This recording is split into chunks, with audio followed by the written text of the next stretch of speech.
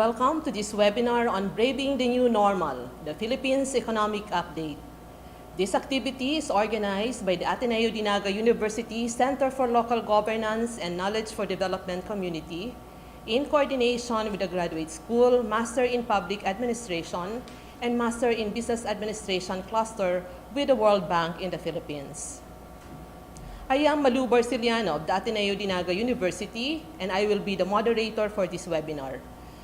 This activity is streamed live via the Ateneo CLG YouTube channel and the Ateneo CLG FB account.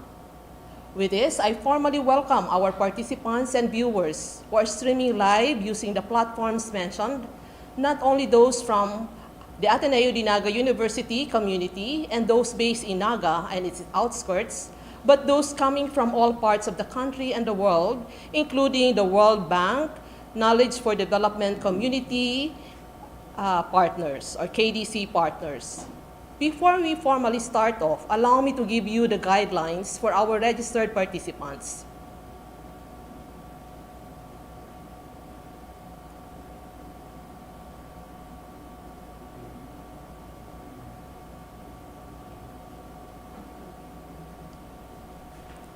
Okay, so for those registered participants, you will be reflecting on the platforms that you're using, that you're present, and you also have to make sure that at the end of this webinar, you also have to fill out the evaluation form so that we can issue the e-certificate of participation.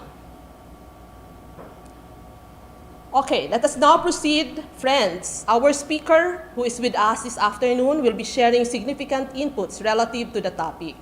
As we all know, this COVID-19 pandemic, which has been causing disruption in the entire world and stressful time for all of us, with the rising number of cases, is our toughest challenge as we face at this most recent time. This is a global health crisis, but this pandemic is much more than this because it has created devastating effects on our economic, social, and political conditions. There is now an increasing poverty incidence, urgent call to respond to the basic social needs, and the need to have a more resilient community through a strong leadership and governance framework. The presentation and discussion, though, will be focused on how we are now braving this new normal economically. We will be on braving this new normal economically, and thus specifically confined on the economic update as of June 2020. To formally start off, we will now have the presentation and discussion of our speaker. We shall have the reflections and reactions of our reactors and move to the open forum after the presentation of our speaker. Allow me to introduce our speaker this afternoon. Dr. Kevin Chua is an economist at the Macroeconomics, Trade and Investment Global Practice in the World Bank Philippines office. He joined the bank in July 2016 and has since then engaged with the preparation and publication of the biannual Philippines Economic Update. He also prepares a monthly brief on developments in the Philippine economy and contributes to the regional report on the East Asia Economic Update. He previously managed a trust fund on behalf of a bank's client, supporting capacity building and delivering technical advisory. Dr. Chua currently leads an analytical work on digital economy in the Philippines. Prior to joining the bank, Dr. Chua was an assistant professor of economics at the Shandong University Center for Economic Research in China.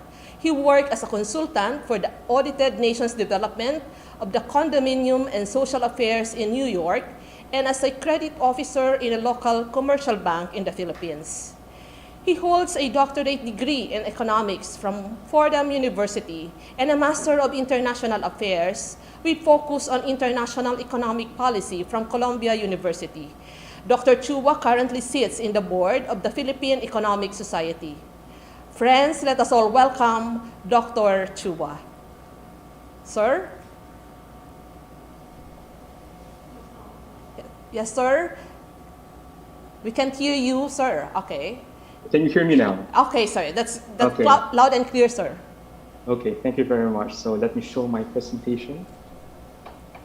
So thank you very much, Ms. Malu. Good afternoon, ladies and gentlemen. Foremost, I would like to extend my thanks to the Ateneo de Naga University and the organizer of this virtual event, the Center for Local Governance and Knowledge for Development Community, together with the graduate school at the university. So this afternoon, I'm going to present the Philippines Economic Update, June 2020 edition. It's entitled Braving the New Normal. The Philippines Economic Update, or PEU, is a biannual publication of the World Bank office in Manila. This is led by the Macroeconomics and Trade and Investment Global Practice, for which I belong. And my presentation will consist of two parts. The first one being a discussion on the recent economic and policy development in the Philippines. Now, please take note that this report was published in June 2020, and the coverage of the data at that time was April 2020 GDP. So, many things have happened since then. We have Q2 numbers. So what I did instead was that I added more numbers, higher frequency data, so that we can get a gauge of a better understanding of our current state of the economy in the Philippines. The second part would be a discussion on outlook and risk. And of course, we will give our projection for the Philippine economy for this year, 2020, and 2021 and 2022. Okay, now on to my key messages. There are three key messages that I want to highlight for this presentation. The first one is that the Philippine economy is in a recession now, following 2 quarters of negative growth in the first half of 2020. On Q1, our economy contracted by 0.7%.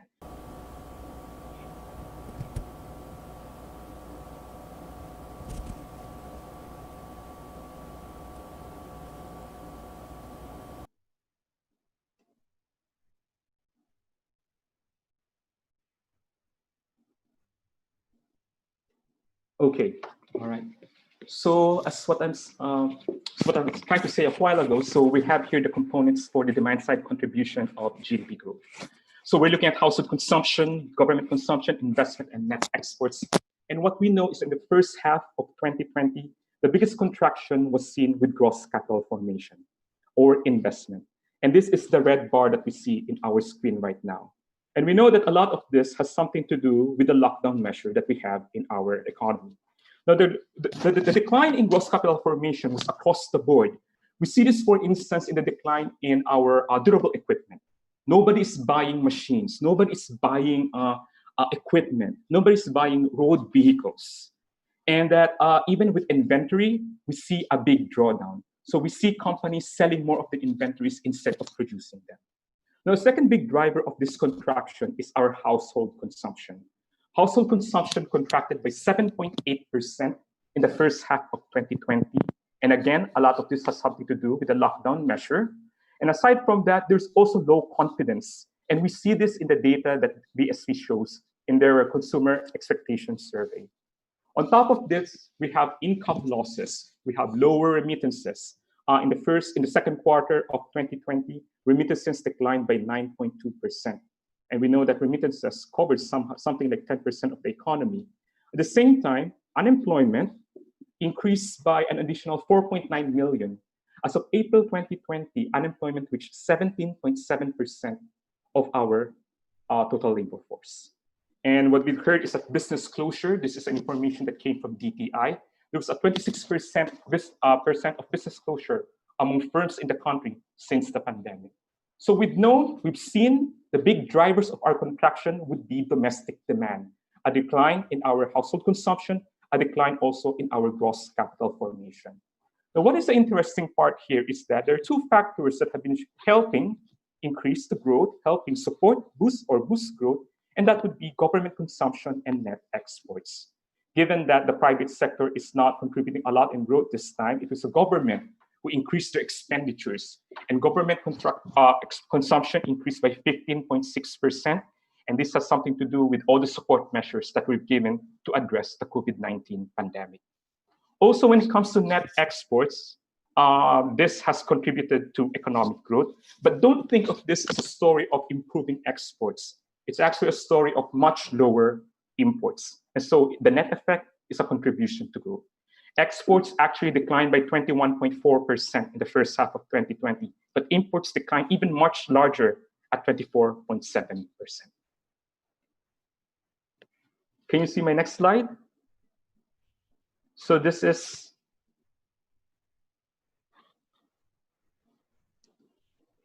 all right. So the shock to the economy was broad-based and abrupt. We have here the supply side contribution to growth. Industry contracted by 13.5%, which is the biggest contraction that we've seen, with manufacturing and construction diving in terms of growth.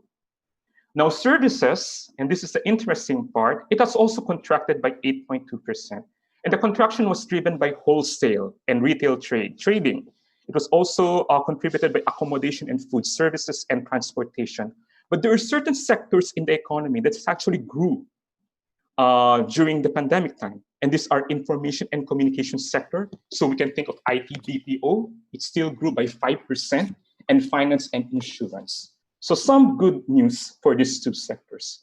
Now, agriculture, we've seen this in the newspaper, it also grew by 0.6% during the first half of the year, despite all the restrictions.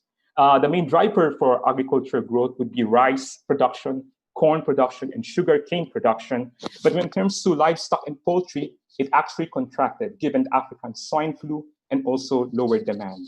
Recent news, I know some of you might have seen it, Jollibee, if Jollibee is an indicator, they said that they would probably close 255 stores. So we can imagine how it impacts the demand for chicken, how it would impact household consumption. Okay, so what is the government doing then with all this contraction in growth?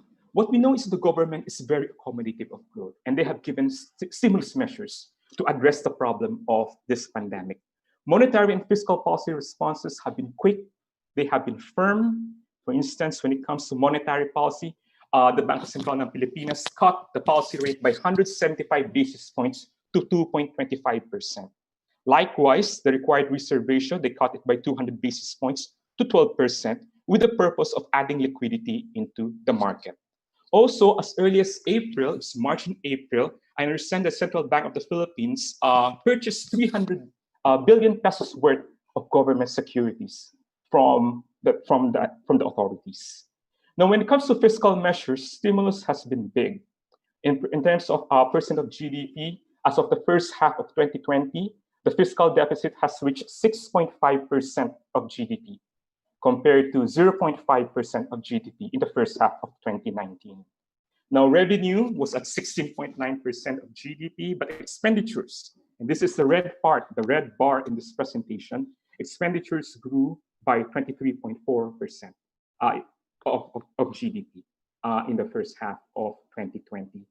The new target deficits of the government is now revised to 9.6% in 2020, and that's a huge number, considering that in the past we are just averaging 3 to 3.5% of GDP.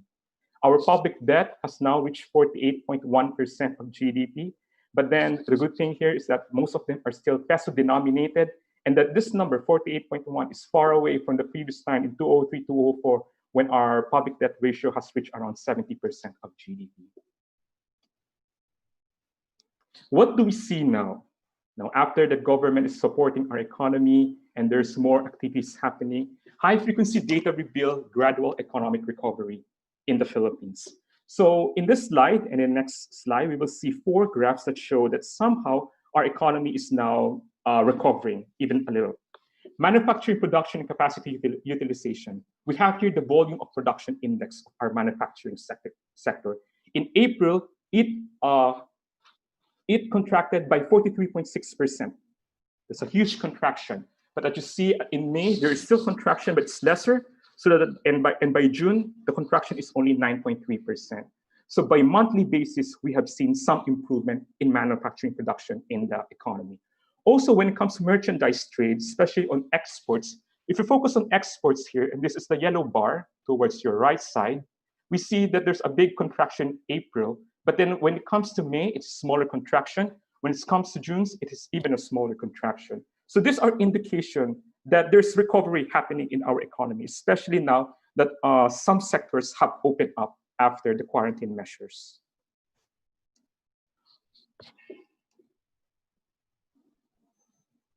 Also, when it comes to community mobility, so this figure we got it from Google. We saw that as early as March and April, there's a big decline in mobility. That is people who are going to retail and recreation, people going to grocery and pharmacy.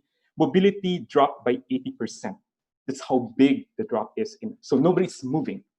80% of the people are not going out of their home. But then as you see, as time passes, and now by August, this drop has declined. Now it's, I think for retail and creation, it's hovering somewhere at the 60% mark. So we see some improvements even when it comes to community mobility.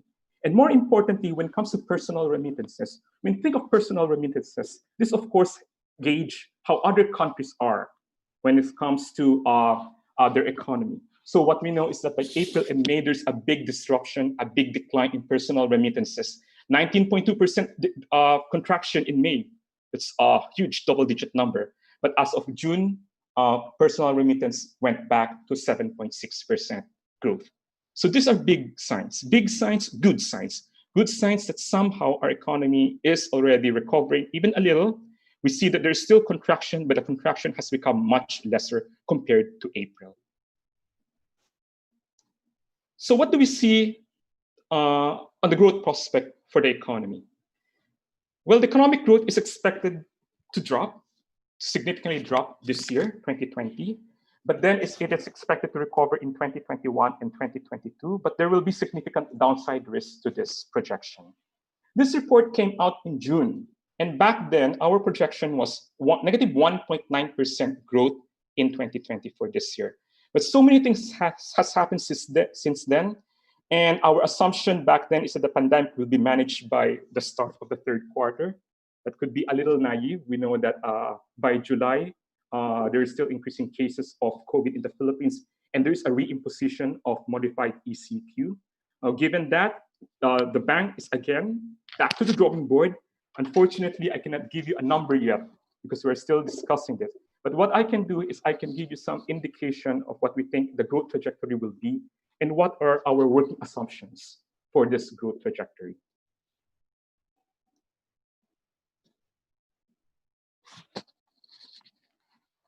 Okay, so following a recession in 2020, the Philippine economy is expected to recover gradually in the medium term. Our working assumptions are the following. Globally, and this came from our office in DC, the global economy is expected to shrink by 5.2% in 2020. And this would reflect difficulties in advanced economies. Many of them will contract. China's growth will decelerate, and many of the emerging markets and developing economies will also face some contraction in economies like Indonesia and Thailand. But the pandemic will likely recede in response to mitigation measures so that by 2021, we can see a recovery in growth. And we think that this global GDP growth projection is going to affect the Philippine GDP growth projection itself. And we're thinking it could be in the same line as the global GDP projection, that there will be a deep contraction for 2020 for the Philippines, but then our economy will recover in 2021 and 2022. Our domestic assumptions are the following. First, we will still possibly struggle to contain the virus this year. Q3, we've seen there is a reimposition of the quarantine measures. There's still increasing number of COVID cases. But then through learning by doing, the authorities, the government will be able to manage the pandemic as early as next year, Q1 of next year. As a result, confidence, business confidence, consumer confidence will return back, and most sectors will operate under the new normal as early as 2021. Policies, of course, will continue to support the economy. Monetary policies will be accommodated. There may be some more decrease in the required key policy rate. When it comes to fiscal policy, we know that the government is working on Bayanihan 2. This Bayanihan 2 will definitely help in priming the economy and also helping our healthcare sectors. There will also be some continuing measures of the ramp up the build. Now, this will also help increase public sector investment that will hopefully impact private sector investment as well. So growth is expected to recover in 2021 and 2022. By how much, we don't know yet. I can't give a number yet. A lot of it will also be base effect because there will be a big drop in 2020. By 2021, base effect will contribute to the growth. And also, we're considering the election year of 2022, that domestic activities will be given an added boost by the election as early as the second half of 2021. What are the risks that we're looking at? Unmitigated transmission of the pandemic. It's very difficult to predict the duration, the extent of this pandemic. Initially, back in June, we were thinking by Q3 it would have been managed already. That didn't happen. So this is one risk that we are highlighting. Another risk would be perhaps a deeper global recession that would affect the exports of the country, and also it would affect tourism in the Philippines. Okay. With growth declining significantly in 2020, the number of people falling into poverty will depend on the effectiveness of the social protection measures and the speed of the economic recovery. Unemployment in April came out to be 17.7%, which is a huge number. There's an additional 4.9 million unemployed Filipino people. And more recently, the SWS survey released their joblessness number, and it turned out to be 45.5%, much bigger than the previous numbers. So this is an indication that the unemployment may actually increase further when the July numbers comes out. So in April, the number of people that lost their jobs are concentrated mostly in tourism, hospitality, aviation, automotive, and consumer product. There's also some loss in jobs in the manufacturing. There are quite a number of jobs lost in manufacturing and also construction. So this poverty projection was made in June.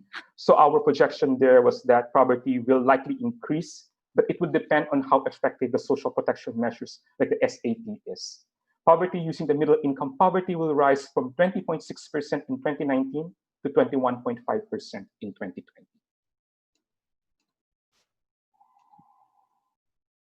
So the question now arises, what can the government do?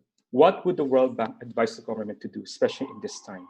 Supportive policies will be crucial for economic recovery under the new normal, on top of intensified effort at public health measures to locally manage the COVID-19 pandemic. The key really here is that the COVID-19 pandemic is foremost a health crisis.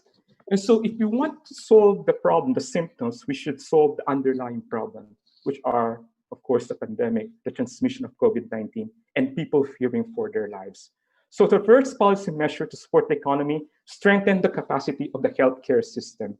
And here we're talking about, let's say, the ICU wards, the wards, the PPE, testing kits, even the number of our nurses. Those are very important because the idea is when we talk about flattening the pandemic curve, it's not just about decelerating the pace of transmission.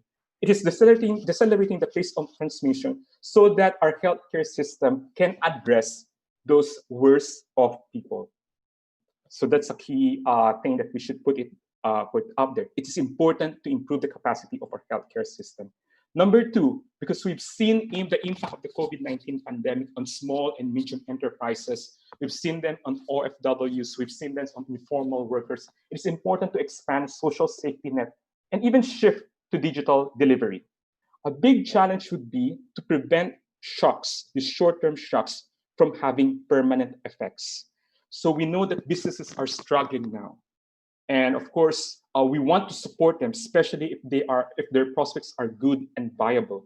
Because the moment they close, they may not reopen again. And this is what we want to prevent. Shocks, short-term shocks, having permanent effects. In the same way, unemployment, 17.7% unemployment in April. If this gets prolonged, then it can lead to skill atrophy.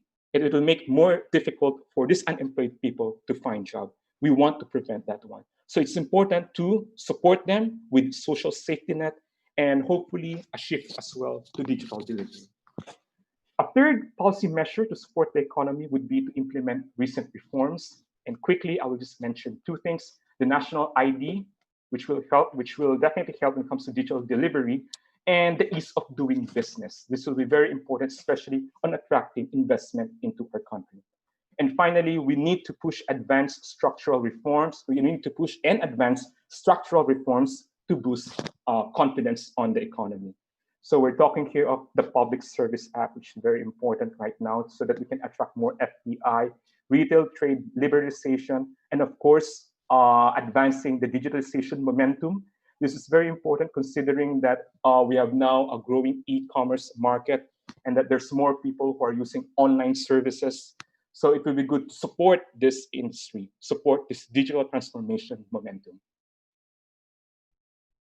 Okay, I think I can end my presentation there.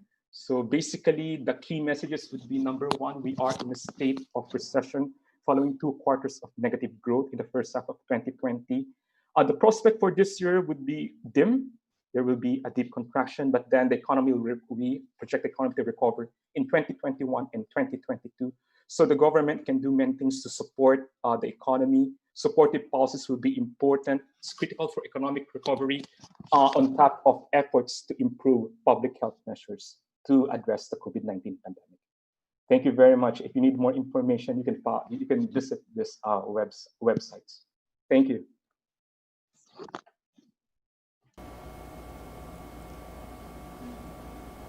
Thank you, Dr. Chua. Thank you for the insightful presentation. So Dr. Chua highlighted economic data in line with manufacturing production and capacity utilization, also on merchandise trade, community mobility, and personal remittances. He also made mention about global gross domestic product growth projections and Philippine gross domestic product growth projections. He also made mention about policy measures to support our economy. So let us now proceed to the reflections and reactions to be shared by our panel of reactors composed of representatives from our Master in Business Administration and Master in Public Administration students' organizations and the director of our Ateneo Social Science Research Center. Aside from the reflection, they will be given the chance to raise their question or clarification from Dr. Chua, and they will be allowed to have a follow-up question if there is any. We will start from Dr. Marlyn Tejada.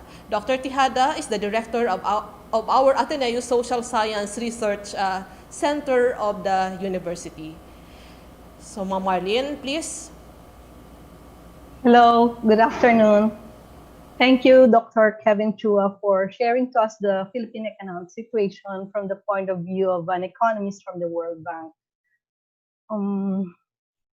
I really hope that World Bank's sort of an optimistic forecast could happen, no? Because I'm thinking of an even bleaker picture for the economy. I didn't want to sound pessimistic, but Philippine performance tells us that we might be heading to a far depressing state. As you said, we might not be able to recover at once in 2020, but we might be able to do so in 2021. And we have to consider, I think you have mentioned this already, we have to consider, I can mention 3 factors why there might be a bleaker picture. First, as you said, Philippines experience already a negative growth, but I'm hoping that we will not lose the momentum of growth that we had experienced in the past, because Philippine average GDP had consistently progressed from 1980s of an average of 1.8% to the past 7 years, until to the past 7 years of 6.2%. But now in the second quarter of 2020 alone, it has dropped to its all-time low of negative 16.5%. So that's one thing that I'm afraid of. How can we get back to the momentum of growth? Okay. So secondly, Philippine GDP is basically propelled by, as you mentioned also, you said it's the second highest, the personal consumption expenditure. Now, if we would look at it, it's actually 68% of GDP, no, propelled by personal consumption expenditure. And this has gone down due to the pandemic, which is caused by, as you said, unemployment. Not only unemployment, but a 19% underemployment. So unemployment already accounts to 7.3 million people. What about underemployment? So with no income, consumption spending has been affected. This is further affected by the return of 600,000 OFWs. And I think about recently there was a report of about 55,000 of them already reporting that they are permanently out of work and they are already seeking assistance from DOL.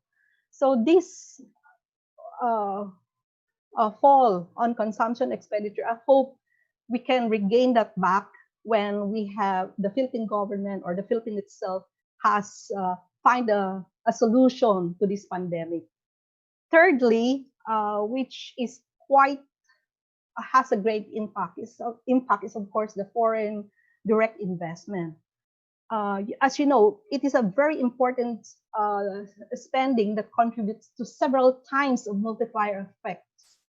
And this has not just gone down because of the pandemic. If you would look at the figures, our FDI has been dropping since 2017. And we have not taken advantage of the US and China trade war, which other neighboring countries had cashed in. So what would be our position there? Now we know the drop of the FDI could be caused by the pandemic, but this has been ongoing for several years already. So I want to end my reaction with these 2 questions to Dr. Kevin Chua. I am wondering if the Philippine government is still doing its best to strike a balance between management of the infection curve and the recession curve. I've heard you saying that the Philippines is doing good on its monetary policies, like cutting down on interest rates, cutting down on the required reserve requirements. But what about the lowest of the sectors, like the MSME? How could they recover? As you said, even Jollibee will be closing down already. What, more than almost 300 stores or 255 stores? What about these MSMEs? Can they recover by just simply cutting down on interest rates? So I would also like to uh, request you to share further of what could be an indication of government's effort to this line of your assessment, no? Aside from cutting down on interest rates and reserve requirements. Now, another one would be related to this also. No, I also have the impression the Philippine government has not been able to get insights from the experiences of countries who are able to lower down or arrest the spread of COVID-19. Even you had admitted that earlier on, World Bank had predicted that we can resolve this issue in the third quarter of the 2020. But until now, we don't have a clear resolution for this. And you're predicting that the resolution might happen in early quarter of 2021. So one of the prescriptions of World Bank is that for the Philippines to learn from the experiences also of other countries. We know there are several countries already had made significant advances on addressing on the pandemic, and but I don't know if we are also tracking on the same path. That's all, Dr. Chua. Thank you. Okay, so thank you, Ma'am Marlyn. Sir Kevin, would you please respond to the questions raised by Dr. Tejada? One has something to do with striking a balance between management of the infection curve and the recession curve, and what would be the indicators along this. And there's also a follow-up question in terms of some insights, your insights from the experiences of countries who are able to lower down or arrest the spread of COVID-19. So what would be the learning experiences, and specifically it has something to do with our economy. Okay, so this is in line with the first question raised by Dr. Tejada. So Dr. Kevin, please. Thank you very much, Dr. Tejada, Dean Tejada, Dr. Tejada. Those are very good questions and very difficult to answer, honestly, because the truth of the matter is there will always be trade-off between managing the infection curve and managing the recession curve. If we fully open up the economy, we risk increasing the number of infections. If we impose these quarantine measures, we might disrupt livelihoods. So as you mentioned, it's correct, we should strike a balance. And I think the government is doing its best to respond to that. But then we need to clarify one thing here. It is our understanding of flattening the infection curve. We need to clarify that flattening the infection curve is really not just about decelerating the infection rates, but it's also decelerating the infection rates in relation to our healthcare capacity. Because the truth is, if we open the economy, which we need to open the economy to, the chances of transmission would go up. That's why we are addressing this with social distancing measures. Let's wear face masks, let's wear face shield, hand washing, all those things. But then the key really is to look at also our healthcare capacity, because there will be increasing infection, but can this be managed by our healthcare capacity? 3-4 weeks ago, we heard it from groups of doctors, nurses. They need a timeout because they're looking at the data, and the government obliged with a more stringent ECQ. We have a modified ECQ, and we've seen the numbers currently. So in the past few days, the infection rose to is around 4,000 to 5,000. But then yesterday, it's around 2,400. That's a big drop. But then it's only one data. We're not really sure. So what we really need to do is really to improve and support our healthcare system to bring more capacity That is to have more ICU wards. We need to import more PPEs and testing kits. We need more nurses so that the flattening the curve is not just about decreasing the infection rate, it's decreasing the infection rate so that our healthcare capacity can address to that. And I think that's where the government can come in strongly to improve our healthcare capacity, because we really need to also open the economy, but at the same time mindful that is the risk of infection. If there is the risk of infection, at least we should be able to respond. Our healthcare system should be able to address this. So really, it also boils down to increasing healthcare capacity, ICUs, wards, PPEs, test kits, and improve our protocols for testing, tracing, quarantining, and isolating people. This will be key because we cannot keep the economy closed for a long time too. We should balance it. And in the idea of balancing it, we should also focus on healthcare capacity. Now, what can we learn from other countries that's also difficult? Because I was thinking initially South Korea would be a good example, an exemplar.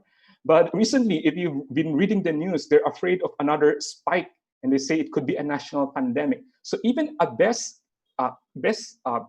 example country would also face a problem of a resurgence of the pandemic. But what have they done so good so far? And in fact, there's some similarities between what they did and what we don't have to look further. Cebu is doing. Because what I know is that in the past, since August 1, Cebu is only averaging 23 new cases per day, so until yesterday. So that's a big news from news weeks and months ago when they have hundreds of cases and then thousands of cases. So in a sense, Cebu is doing really good. And what they did was really improve in testing, tracing, and also isolating, quarantining people who are really sick or even asymptomatic. And also, I think their strategy, which is similar to what even China did and South Korea did, was that they have been more targeted and more localized. So they don't just close the entire region or the entire economy. There's just some pockets where there are high incidences, wherein they focus on that. I think this is a very good. This is one of the good example right now. Good, not the best practice, I think, but good practice that we can follow for our economy as well.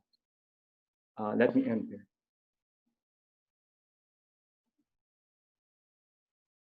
Salamat, Sir Kevin. So let us now listen to the reflections and reactions of our students' representatives. Let us start off from Mr. Mico Raul Melchor of the MBA program. Mico? Hi, Ma'am Malu. Hi, Dr. Chua. Good afternoon. And to everyone who's listening to us right now, good afternoon. So I have a question as a representative of the business administration of the graduate school and also a representative of the private sector. Uh, we've been hearing ever since the pandemic started that agriculture, forestry, and fishing is the last industry standing. So, based on the graphs provided in the GDPs, services and manufacturing dropped, they all declined, but agriculture stayed right there.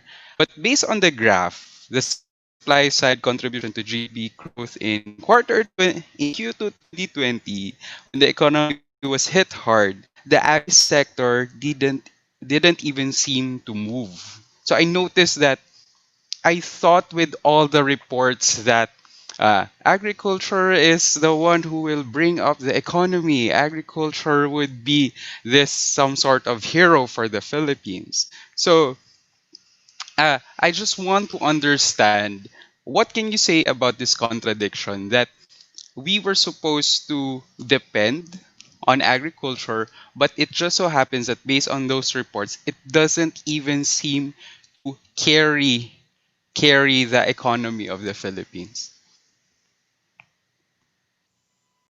Chua? Okay, thank you very much, Mika, for that question. Very insightful, very insightful. Yes, I think, yes, I've been hearing about that too. I mean, agriculture. I've been hearing and reading in news about that one too. Agriculture was deemed something that can bring us out, not really out, but then to definitely help in legitimate growth of the country. But then the thing here is that, the agriculture grew by 0.6% in the first half of 2020. And in past years, there are even greater growths than that one. And then the problem that we see with agriculture is that, for one, in terms of share of GDP, the biggest will be services, 60% of the economy. So there are many people who are also working in the services sector, less and less people working on agriculture. Same way with industry and manufacturing. There are more and more people working on this one. So while indeed we should focus on agriculture, because this is important, this is really also a base. There are some 10% of the economy being produced by that one. We know that it's faced so many restrictions in the past, so many underinvestment. If you look at FDI, almost no FDI goes to agriculture. Yeah, that's number. And then also, there's also a problem with too much focus on rice before. And I think what we could do is that I don't think that agriculture alone can bring the economy back to its former form, a good growth. Of course, it should be tied up with services and manufacturing, only because most of the people are working on this now. But then we should still, of course, support agriculture. And I think that the Department of Agriculture, they're proposing this plant program. There's a lot of it. It's about mechanization, improving the productivity of agriculture. We need that. We need to improve productivity in everything we do, even so in agriculture. So aside from mechanization, there's also, I think, even at the World Bank, we're also supporting diversification of crops. So not just rice, of course. I think our economy is also moving into more cacao, a return also helping the coconut and sugarcane. So these are good indications of what we can do. Definitely, we cannot just rely on agriculture. It should be broad-based services, manufacturing, and also agriculture. Thank you, Dr. Chua. Salamat, Sir Kevin. So it's actually highlighted the need to be more productive in the agricultural sector. Would there be a follow-up question, Mico? Do you have a follow-up question, Mico? That would be all, Mamalu. Okay, so maraming salamat, Mico. So we'll have the last but not the least reflection and reaction. We'll listen to Ms. Jocel Magistrado of the MPA program. JC, please. Thank you, Dr. Malu. And it has been enlightening to share insights with an economist from World Bank at that. So thank you very much, Dr. Chua, for sharing your expertise this afternoon for the webinar in Braving New Normal. And in Ateneo, we, the graduate school students, we are being molded to be person for others, wherein we have to create solutions to help other people. And based from what we have learned today, we're actually walking away with a different perspective, especially to those solutions you have recommended. And my question is about the government digitalization, wherein we are able to have digital service delivery. Because with digital service delivery, that will somehow stop or prevent the transmission of the virus. So I just want to ask Dr. Chua if can the government digitalization help significantly with the Philippine economy in a context of giving government services?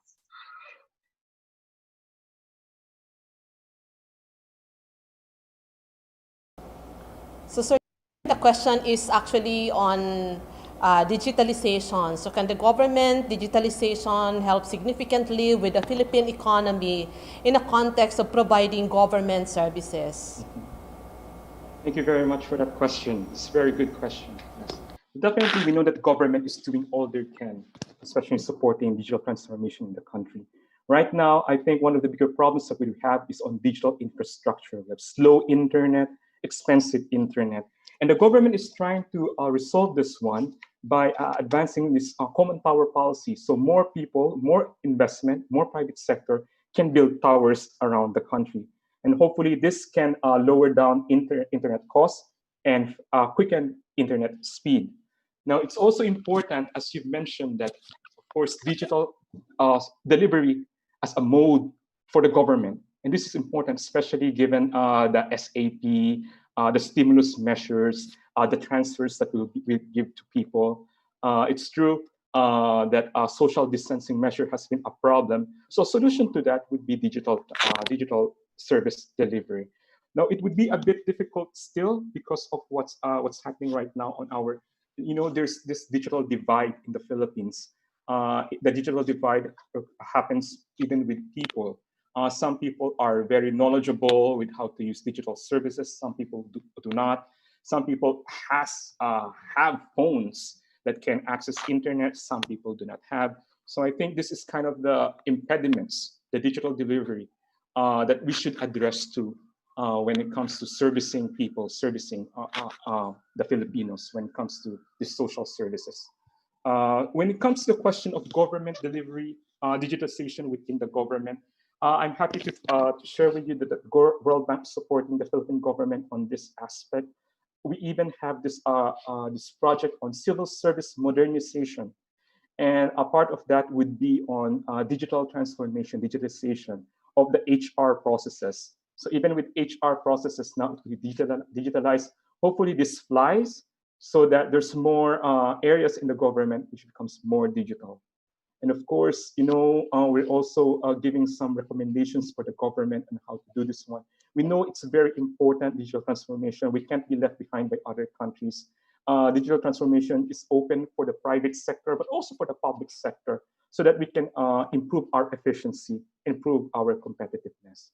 So digital transformation, we're helping the government on that one, and we are aligned with your suggestion. The government also needs to pursue digital transformation.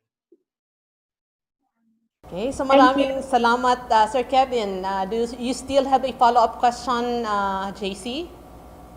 Yes, Dr. Balu, just one quick question about, you've mentioned that World Bank is in support with the government digitalization. So is there a timeline as to when it will be implemented? Okay, thank you very much. Well, definitely we're already working on that one. So, for example, the civil service modernization, we are now beyond the concept notes, so we're already discussing with the government. When it comes to timeline, I'm not too knowledgeable, too cognizant of that one. It's being worked by another team. But what we know is that, yes, the government is also very open to this possibility. And I think they're really rushing into this one. And another thing, the Philippine National ID, which Carl, with Secretary Carl of NEDA is leading now, that would be very important. It would help not only the private sector, but also the public sector, especially with the delivery of its assistance program. Okay, thank you very much. That's really exciting to know. And especially it's about HR. So, because, great people should really be in public service. Mhm. So we really want to have more people in the government service that are really competent. I'm That's not true. saying that there are less people who are competent, but it's very, very important that those people who are great should be in the government service so we Mhm. can help other people better. Thank you, JC. Thank you. So thank you very much, JC. So let us now proceed to our to those questions which are forwarded to us. Okay, so we have one here from Miss Bettina Melchor. In a rural area with limited internet connectivity, such as in Bicol, what investments on services and manufacturing are viable options during this pandemic? Sir Kevin, please. So is actually on investments on services and Services manufacturing, manufacturing. which are viable here in probably here in Bicol. In Bicol, yeah. Well, that's a very good question. I don't think I'm very competent to answer that one, because I would say is that of course the manufacturing hubs in the Philippines right now has been mostly on NCR and the neighboring regions like Calabarzon and even Region 3, Pampanga. And I think right now there is some initiatives being done by the government, especially when it comes to IT BPO services. And I think they have identified some cities in the country. They call it emerging cities for IT BPO. I would say the Dagupan City, which I came from, is being identified as one of them. I think this is one thing that we can also focus. the IT BPO, considering that even during this pandemic, IT BPO is really improving, has even grown. So if Bicol would have this capacity, only if they have a good internet services, of course, that's something that the government is trying to address. If they have this English-speaking constituents, that would be one of the possible industry that can be introduced to the region. But of course, we cannot give this a one-size-fits-all recommendation to cities or regions. That's the reason why we have this regional team for NEDA, wherein they try to look at their region itself. What are the comparative advantages? Where can they utilize their resources? I think for questions like that, we can also look into the state of the economy in the Bicol region and see what's possible. But then, yeah, offhand, we know that the government is very bullish, keen into this IT BPO. This is something we can consider. But eventually, at the end of the day, it's also about Bicol looking at itself, looking at what its comparative advantages are. Okay, so thank you for that response, Sir Kevin. There still be questions from the participants. I'll read the one shared by Dr. Tejada, if it is okay with Ma'am Marlyn. I'll read the question. Philippine gross domestic history tells us that Philippines' output is propelled mostly by consumption expenditure, and most of this spending comes from OFW remittances. With more than 55,000 OFWs who have returned due to the pandemic, has World Bank revised its current forecast of gross domestic growth of negative 1.9%, which seems to be quite optimistic. Sir Kevin? Thank you very much. Thank you very much, Dean Tejada. It's true. Our negative 1.9, it was really based on a June Q1 data. It's a Q1 data point, and so many things were not considered at that time. So the negative 1.9% right now looks really optimistic. We are back at the drawing board looking at how we are going to revise our projections.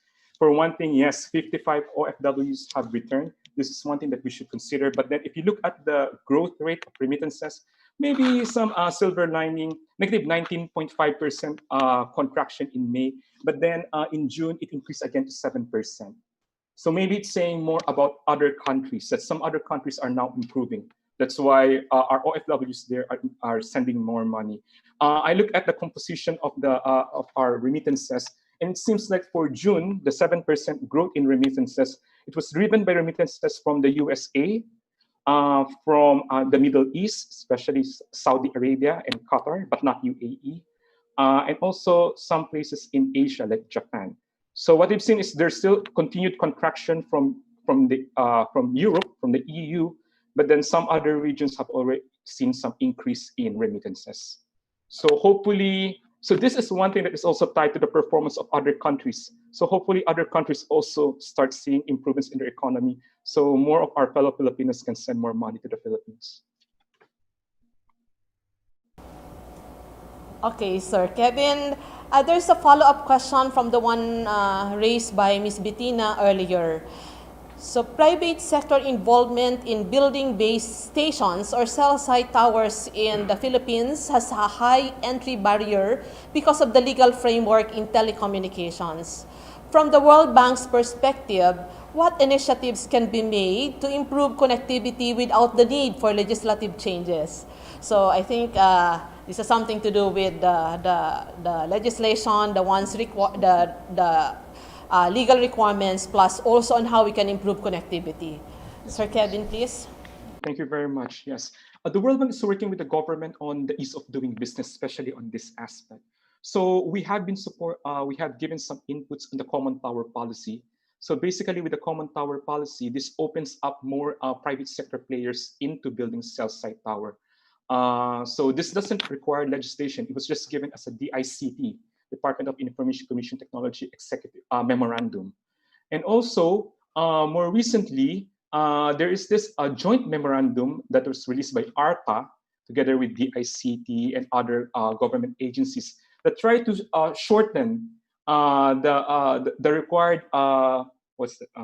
the required permits, the licenses, so that private sector companies can build towers. So this is going to be really helpful because before it will take around 180 days for just to fix the permits and licenses. No, I stand corrected there. It's something like, but definitely more than 180 days to have all these permits and licenses set up before our private sector set up a cellular tower. Now, ARTA, together with the ICT and other government agencies, are working to shorten the time for this one. And I think they already released a joint memorandum to that effect. So these are something that government is doing to support private sector when it comes to building cellular towers in the country.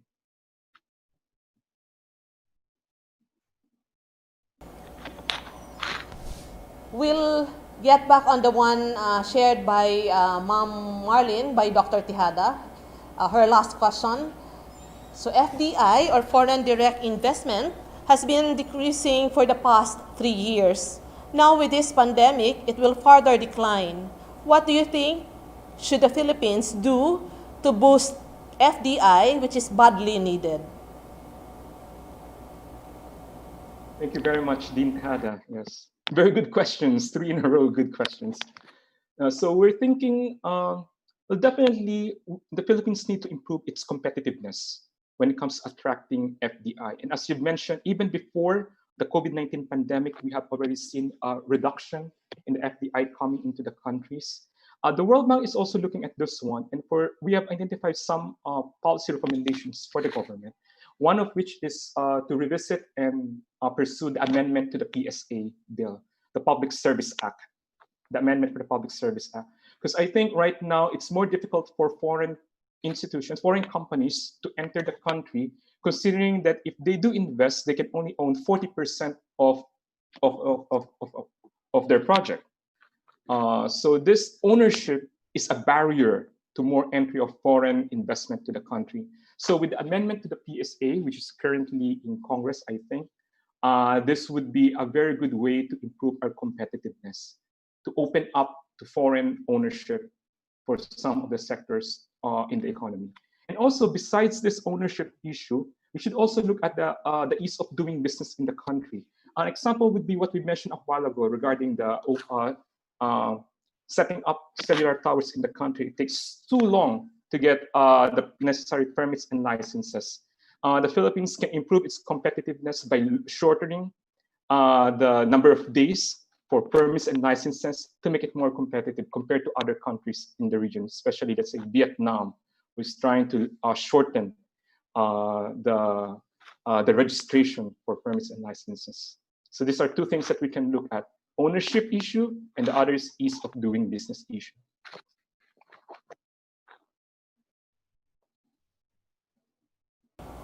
Okay. So, salamat, Sir Kevin. Okay, so this is also the question. This is the one shared also by Ms. JC. This has something to do with, since the question raised is on digitalization, it has something to do with the internet service. So internet service are not available to other places, and will the government be open to this type of change since there will be digital footprint of transactions and it's time stamp? Okay, so since we're now actually moving into digitalization, Sir Kevin, so do you think the government will be open to this type of change? I think we're now getting into this, so most of the local government units and even the even private sectors are already getting into this kind of process. Yeah, thank you. I think, Ma'am Malu, you answered part of the question already. Yeah. So this is a thing that's going to happen.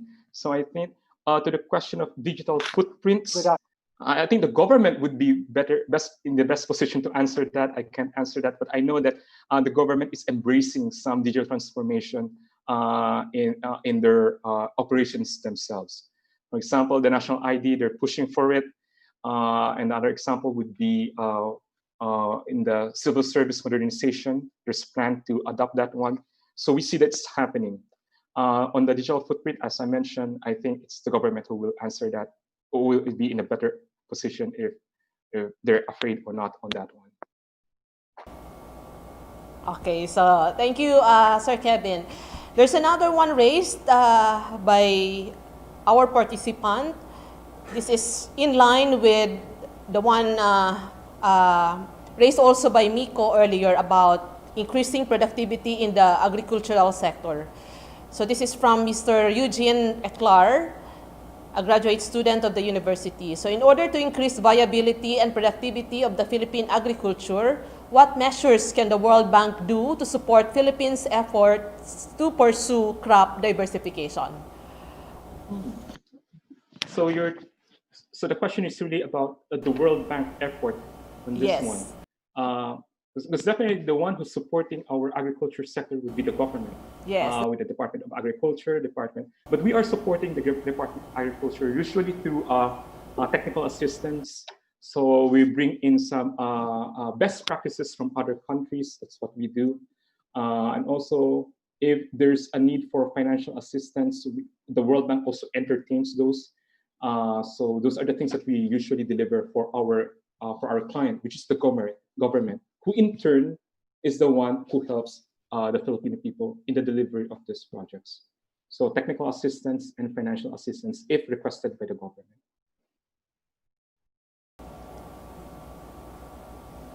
Okay, so maraming salamat, Sir Kevin. Okay, so can we request, before we move on to our closing part, can we request you to give us a few words, Sir Kevin, in line with the presentation, including the reflection shared also by our panel of reactors? Thank you very much to Ateneo de Naga for inviting the World Bank for this one, for this webinar. It's always a good experience to present our Philippine economic update to a wider audience. I hope you learned a lot from what we discussed. Well, definitely on the projections, we're still back to the drawing board. Of course, we want the best for our country. We're all Filipinos, and hopefully we're able to address this COVID-19 pandemic as soon as possible. Thank you, Ateneo de Naga, and all the people behind this webinar. Thank you. Sir Kevin, so thank you for sharing significant inputs this afternoon, specifically on economics. So at this time, we shall proceed to the awarding of the Certificate of Appreciation to our speaker and to our panel of reactors. So allow me to read the citation.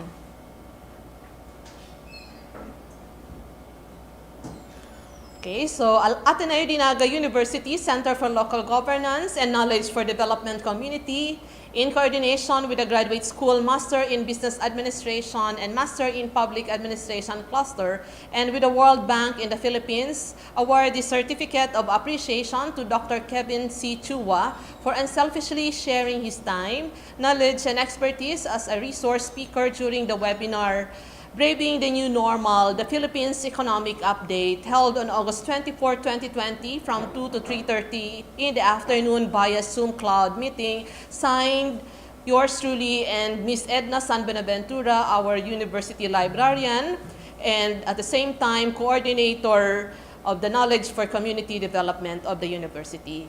So here's our certificate of appreciation to Dr. Chua. So can we give him a virtual round of applause? Ayan. Ito na po tayo ngayon, online. Okay? So we also have certificate of appreciation to our panel of reactors. So we have certificate for Dr. Marlyn Tejada. We also have certificate of appreciation to Mr. Raul, Mico, Melchor, and of course, Ms. Jocel Magistrado. Okay, so can we also give them a virtual round of applause, please? So at this time, we shall listen to the closing message to be given by our Vice President for Higher Education, Dr. Alfredo Pabay.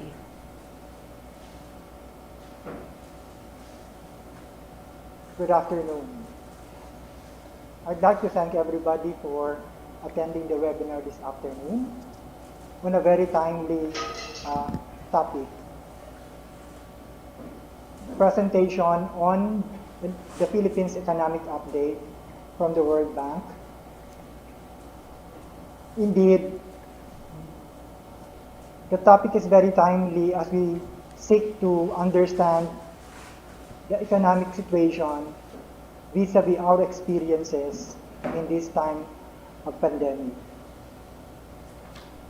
The old indicators of economic activity will have to be revisited because sometimes they really do not reflect the situation on the ground. For example, we may have soaring economic or stock exchange indices, and that's not consistent with massive unemployment on the ground. Hence, the traditional measures of economic performance will have to be reviewed. And I think the discussion this afternoon brought that into greater focus. And on that regard, the activity this afternoon is very timely, and I would like to thank everyone, especially the presenter, Mr. Kevin C. Chua, and the panel of reactors, Dr. Marlyn Tejada, Mr. Raul, Mico, Melchor, and Ms. Jocel Magistrado. In behalf of the Ateneo Naga University, again, thank you very much.